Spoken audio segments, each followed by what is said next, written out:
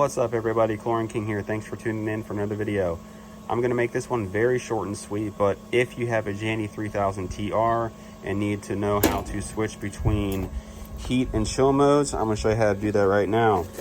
So right now, as you can see, the heat pump is not on at all. So what you'd want to do is either heat or turn on pool or spa, doesn't matter which one for this purpose.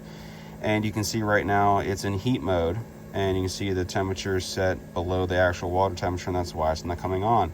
So naturally, if I adjust this above the water temperature, now it's saying the compressor will turn on and it's going to do a 5-minute countdown. But if I don't want to do heat, what I do is I hit menu, and then from there you have your option of heat and chill. So then once you select menu and get out of that, you heard that click, that was it reversing so it could chill. Now we just set the temperature below the water temperature, which it currently is, and now it's doing the compressor will turn on at do that 5-minute countdown. So that's all you got to do to change the mode between heat and chill with this Jandy JE3000TR. And that's it. So stay tuned for more videos, like and subscribe, and we'll see you next video. Have a great day.